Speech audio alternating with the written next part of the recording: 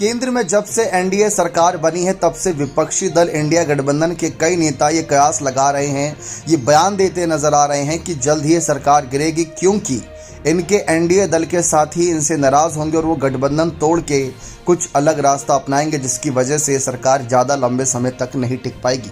यही कुछ कयास बिहार सरकार को लेकर भी तेजस्वी यादव ने लगाए थे। आप में से कई लोगों को याद होगा कि तेजस्वी यादव ने जब लोकसभा चुनाव के नतीजे आने से उससे कुछ दिनों पहले ही ये बयान दिया था कि 4 जून के बाद चाचा नीतीश भी इंडिया गठबंधन में होंगे, वह एनडीए से नाता तोड़ लेंगे। यानी कि ये बात साफ थी कि विपक्ष चाहता था कि चाचा नीतीश इंडिया गठबंधन में आए और उनका सहयोग करें, बिहार के नज़रिए से भी और केंद्र के नज़रिए से भी। अब सवाल ये उठता है कि क्या सचमुच एनडीए के अंदर कुछ ऐसी अंतर्कलह है कि जिसकी वजह से विपक्ष खुलकर इतनी बड़ी बयानबाजी कर रहा है। समझने की आवश्यकता ज़्यादा है, क्योंकि राहुल गांधी, मल्लिकार्जुन खड़गे, ममता बनर्जी, तेजस्वी यादव, लालू यादव ने तो अगस्त तक के महीने तक की बात कर दी थी। उन्होंने भविष्यवाणी करते हुए ये कह दिया था कि अगस्त तक ही ये सरकार चल सकेगी। इसके पीछे का कारण था बजट सत्र। जैसा कि आप भी जानते हैं, काफ़ी स्पेशल रहता है, हर राज्य, हर देश के नागरिक की नज़र इस पर होती है। लेकिन इस बीच 2 राज्यों की नज़रें खास तौर पर है, बिहार और आंध्र प्रदेश, यानी नीतीश कुमार और चंद्रबाबू नायडू, एनडीए दल के 2 सबसे अहम सहयोगी। ज़्यादातर विपक्षी नेताओं का यही कहना था कि अगर बजट सत्र के दौरान इनके लिए कोई स्पेशल अनाउंसमेंट नहीं हुआ तो समझ जाइए कि इस बार जो सरकार बनी है वो एक बार फिर से अपने तेवर वही दिखा रही है, और ये दिखा रही है कि ये मोदी 3.0 की ही सरकार है, ना कि एनडीए सरकार। लेकिन अब देखा जाए तो बीजेपी के नेतृत्व भी काफ़ी अपनी तरफ से पूरी कोशिश कर रहे हैं, पूरे प्रयास कर रहे हैं कि इसको एनडीए सरकार के तौर पर ही रिप्रेजेंट किया जाए। लेकिन सवाल खड़ा होता है एनडीए में दरार को लेकर। जैसा कि हमने आपको बताया कि नीतीश कुमार को लेकर विपक्ष इसी वजह सवाल खड़े कर रहा है, क्योंकि नीतीश कुमार काफ़ी लंबे अरसे से मुख्यमंत्री बने हुए हैं। उनकी भी मांग थी बिहार को विशेष राज्य का दर्जा देने की, बिहार को विशेष पैकेज देने की, लेकिन सरकार जिस तरीके से उस पर फैसले लेती रही, कहीं ना कहीं नीतीश कुमार को उससे बड़े झटके लगते रहे। यही हालात चंद्रबाबू नायडू के लिए रहे, लेकिन इस बार दोनों ही बड़े नेता किंग मेकर की भूमिका में हैं। अब बजट सत्र की शुरुआत होने जा रही है, उससे पहले इस बात की चर्चा फिर जोर पकड़ ली कि क्या सचमुच ये दोनों, अगर बजट सत्र के दौरान इनके लिए कोई अनाउंसमेंट नहीं हुआ, इनके राज्य के लिए कुछ स्पेशल नहीं किया गया, तो फिर क्या ये अलग हो जाएंगे। इसीलिए ये गठबंधन टूटने के कयास समय समय पर लग रही हैं। लेकिन कई मौक़ों पर यह महज अफवाह ही नज़र आती है, कई मौक़ों पर यह सिर्फ कयास नज़र आते हैं।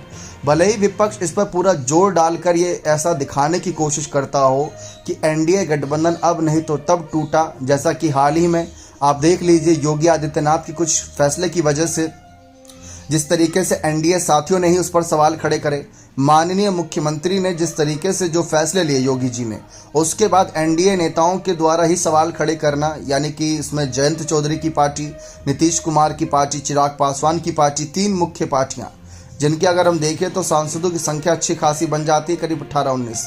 तो वो अगर सवाल खड़े कर रहे हैं तो वहाँ से एक सवाल उठना लाजमी भी है। इस बीच एक सवाल यह भी आता है कि हाल फिलहाल में जैसा कि हमने देखा, बिहार में विपक्ष और मजबूत होने की कोशिश कर रहा है। पहले तो हमने रुपोली सीट पर उपचुनाव के नतीजे देखे, जहां जेडीयू को हार का सामना करना पड़ा।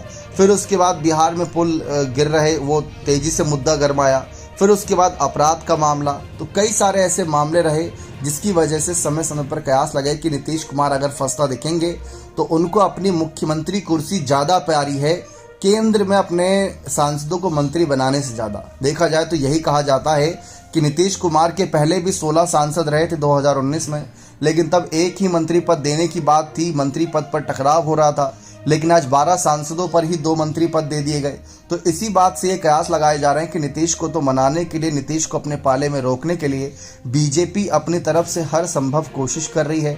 जितने पुराने गिले शिकवे हैं वो मिटाने की कोशिश है। उसमें सबसे अच्छा उदाहरण है सम्राट चौधरी के द्वारा मुरेठा उतारना। जैसा कि आपने देखा कि बिहार के माननीय डेप्यूटी सीएम सम्राट चौधरी, जो पहले नीतीश कुमार पर काफ़ी फायर हुआ करते थे, जब नीतीश कुमार तेजस्वी के साथ मिलकर सरकार चला रहे थे, तो जिस तरीके से यहाँ पर सम्राट चौधरी ने मुरेठा बांधा था, ये शपथ लेते हुए कि जब तक नीतीश कुमार को हटा नहीं देंगे इस कुर्सी से तब तक ये मुरेठा नहीं खुलेगा। शपथ ली थी, लेकिन क्या हुआ, नीतीश कुमार के तेजस्वी के साथ छोड़ने के बाद जब इस्तीफा दिया था तो सम्राट चौधरी का कहना है कि तभी मेरी शपथ पूरी हो गई थी।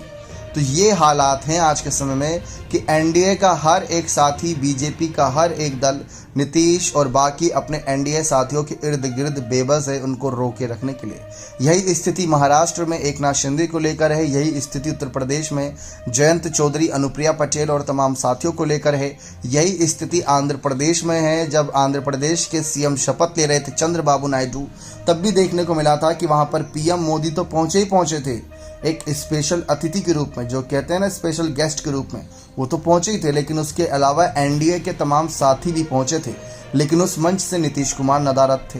तो इसी वजह से जो है समय समय पर विपक्ष को है मौका जो मिला वो एनडीए की वजह से ही मिला कि एनडीए के कुछ बयान, एनडीए के कुछ कहीं ना कहीं ऐलान ये सवाल खड़े करते रहे कि क्या सचमुच विपक्ष इतना मजबूत तरीके से एनडीए का सामना कर रहा है कि नहीं। अब जैसे कि बिहार में ही देख लीजिए, जीतन राम मांझी का कई बयान आता है, कभी चिराग पासवान का बयान आता है, ठीक है, जो आपसी अंतर्कलह पहले हुआ करती थी, लेकिन एनडीए साथियों की वजह से साथ आने के बाद से वो उसको मिटाने की कोशिश लगातार जारी है।